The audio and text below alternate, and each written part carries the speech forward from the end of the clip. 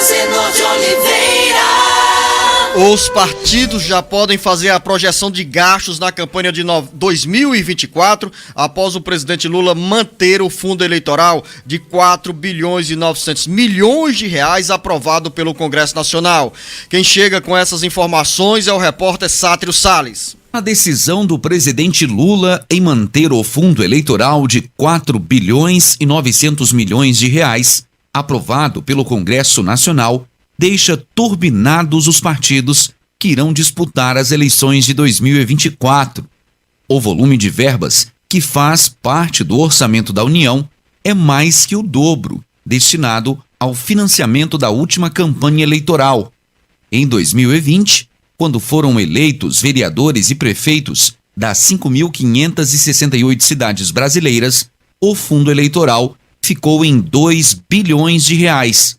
Os recursos do fundo eleitoral fazem parte do orçamento da União e são destinados ao financiamento de campanha, com uma divisão que leva em conta o número de deputados federais eleitos por cada partido, o número de senadores, além de um percentual igualitário entre as legendas e 35% de acordo com a votação de cada partido que teve ao menos um deputado eleito na última eleição para a Câmara.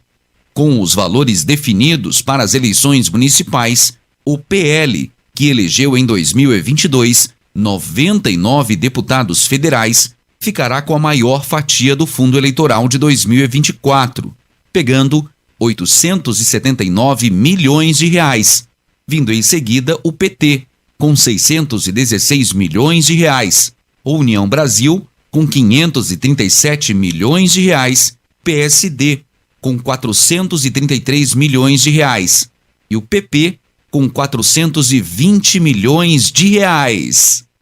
Com redação do Ceará Agora, Sátiro Salles. Vamos repetir para você, ouvinte internauta, essa informação importante do Sátiro Salles sobre o fundo eleitoral.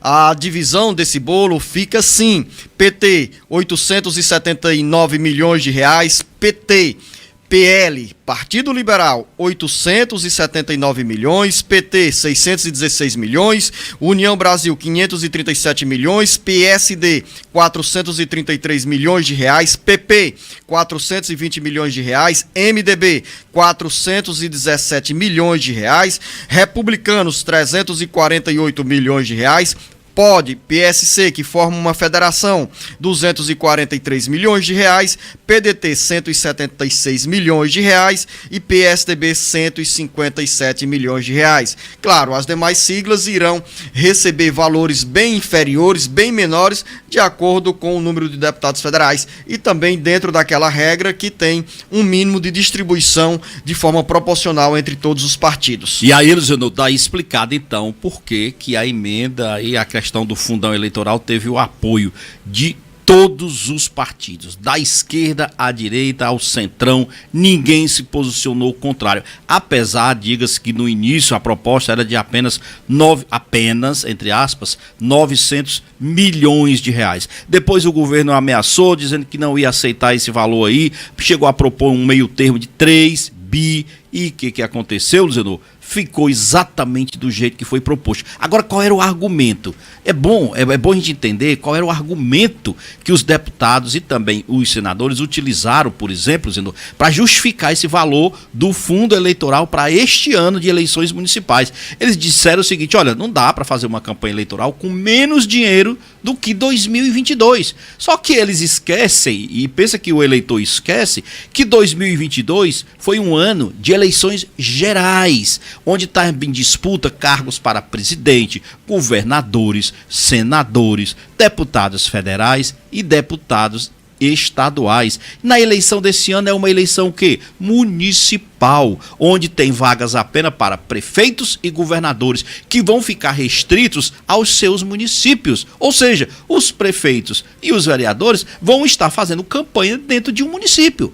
Então, como é que se justifica, como é que se explica que possa fazer esse cálculo se comparando com o que foi gasto nas eleições de 2022, se nas eleições de 2022 foi eleições gerais? Um presidente da República, ele precisa, um candidato, aliás, a presidente, ele precisa percorrer o país inteiro. Os deputados federais e senadores levaram em conta, Beto Almeida, para a definição desses valores, o número de eleitores aptos a votar nas eleições de 2024, a exemplo do que foi feito em 2022. Estou apenas dizendo, Beto Almeida, não estou defendendo o fundo eleitoral. Você fica armado querendo brigar? Não, eu estou...